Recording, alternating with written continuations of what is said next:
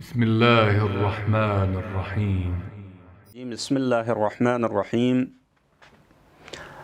الحمد لله رب العالمين وبه نستعين وهو ناصر ومعين. أما بعد فقد قال مولانا أمير المؤمنين علي بن أبي طالب عليه الصلاة والسلام: والصدقة دواء منجح وأعمال العباد في عاجلهم نصب أعينهم في آجالهم.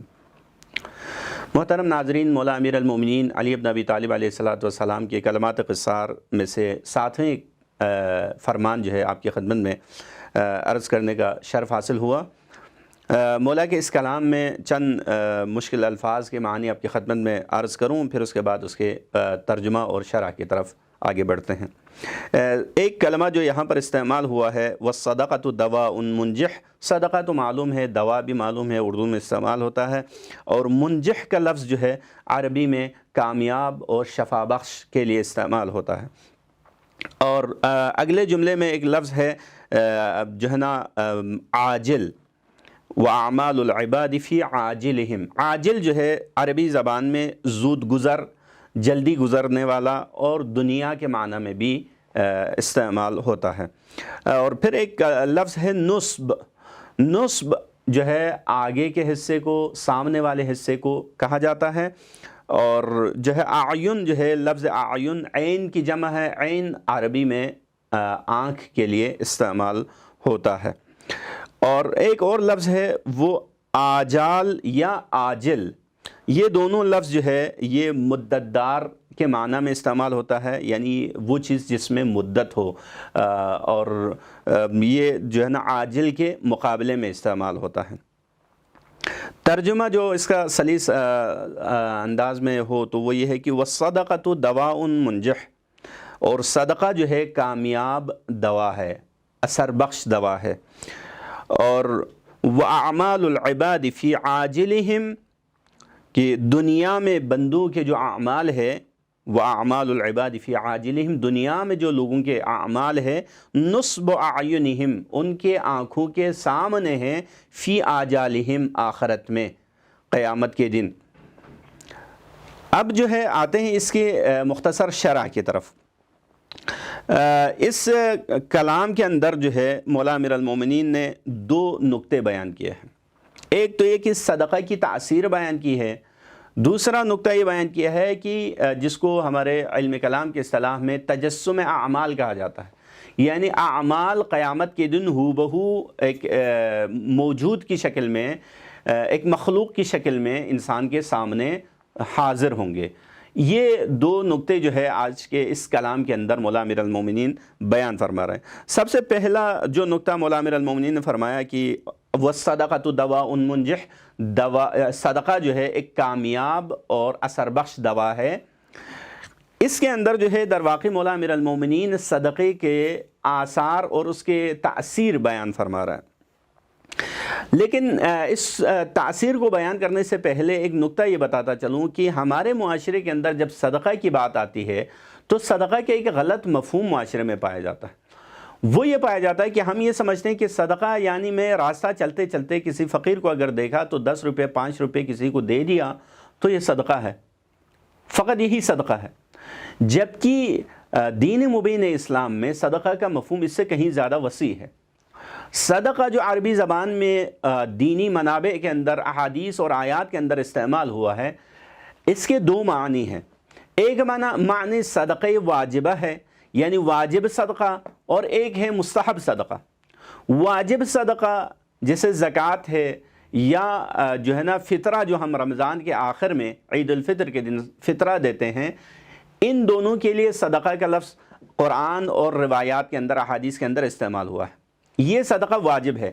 یہاں جو مولا امیر المومنین بیان فرما رہا ہے کہ یقیناً اس سے مراد وہ واجب صدقہ نہیں ہے، اگرچہ اس کو بھی ہم مراد لے سکتے ہیں، لیکن ظاہراً جو ہے وہ یہ مراد نہیں ہے، بلکہ یہاں اس سے مراد وہ صدقہ مستحب بھی ہے۔ مستحب صدقے کے بھی جو مفہوم ہمارے معاشرے میں پایا جاتا ہے، وہ جیسے کہ میں نے آپ کی خدمت میں عرض کیا، ایک جو ہے نا ناقص مفہوم پایا جاتا ہے۔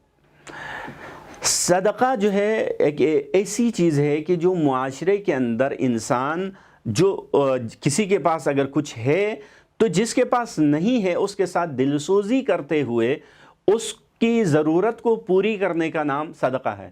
اب جو چیز میرے پاس ہے، ممکن ہے میرے پاس پیسہ ہو اور کوئی ندار آدمی، کوئی محتاج آدمی جو پیسے کا محتاج ہے وہ مجھے معلوم ہو اور میں اس کی اس ضرورت کو پورا کروں۔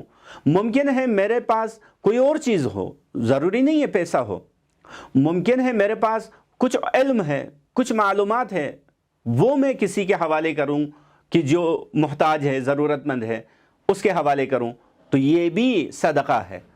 ممکن ہے میرے پاس کوئی ہنر ہے کہ اس ہنر کی کسی کو ضرورت ہے، میں اس ہنر کے ذریعے سے صدقہ ادا کروں۔ اور کچھ بھی نہ ہو، ممکن ہے میں راستہ چلتا ہوا جا رہا ہوں، دیکھا کہ کوئی اندھا راستہ روڈ کراس کرنا چاہ رہا ہے، کوئی اندھا آدمی روڈ کراس کرنا چاہ رہا ہے، کوئی مدد کرنے والا نہیں ہے، میں اگر اس کا ہاتھ پکڑ کے روڈ کراس کرا دیتا ہوں تو یہ بھی صدقہ ہے۔ اگر کوئی انسان گرا ہوا ہے، اسے اٹھانے کے لیے اس کی مدد کروں، یہ بھی صدقہ ہے۔ کسی یتیم کے سر پر اگر شفقت کا ہاتھ پھیرتا ہوں تو یہ بھی ایک صدقہ ہے۔ تو اس کا مطلب یہ ہوا کہ صدقہ ہر وہ نیک کام کہ جو خدا کی رضایت کے لیے کسی کی ضرورت کو پیش نظر رکھتے ہوئے اس کی ضرورت کو پورا کرنے کے لیے اگر انجام دے دوں تو پھر یہ صدقہ جاریہ یا صدقہ شمار ہوتا ہے۔ بس صدقہ جو ہے، اب یہ کہ صدقہ ممکن ہے کسی ایک شخص کی ضرورت کو پوری کرے، ممکن ہے ایک پورے معاشرے کی ضرورت کو پوری کرے۔ مثال کے طور پر ممکن ہے میں 10 روپے دے دوں، کسی کی ضرورت پوری ہو جائے، 100 روپے دے دوں، 1000 روپے دے دوں، کسی کی ضرورت پوری ہو جائے۔ لیکن ممکن ہے میں اس کی بجائے ایک بڑا ایسا کام کروں جس کے ذریعے سے بہت سارے لوگوں کی ضرورت پوری ہو جائے۔ مثال کے طور پر کہیں مدرسے کی ضرورت ہے، میں اگر قابل استطاعت ہوں تو میں اس مدرسے کے اخراجات دے دوں اور ایک مدرسہ وہاں قائم کر لوں۔ کہیں اسکول کی ضرورت ہے، اسکول قائم کریں۔ کہیں اگر پل کی ضرورت ہے، پل بنائیں۔ کہیں کسی عمارت کی ضرورت ہے، عمارت بنائیں۔ یعنی معاشرے کے اندر، سوسائٹی کے اندر جس چیز کی ضرورت ہے، انسان اگر قابل استطاعت ہے اس ضرورت کو پورا کرے تو پھر یہ ایک صدقہ ہے۔ اور یہ صدقہ بہت اس کی برکتیں ہیں۔ اس کی برکتوں میں سے ایک بہترین برکت یہی ہے کہ وہ دوائے منجح ہے۔ امیر المومنین کے فرمان کے مطابق دوائے منجح کا مطلب کیا ہے؟ ایک اثر بخش دوا ہے۔ یعنی اگر میں بیمار ہوں تو میری بیماری کا علاج یقینی ہے صدقے کے ذریعے سے، اب یہ ظاہری بیماری ہو یا روحانی اور یعنی اندرونی بیماری ہو۔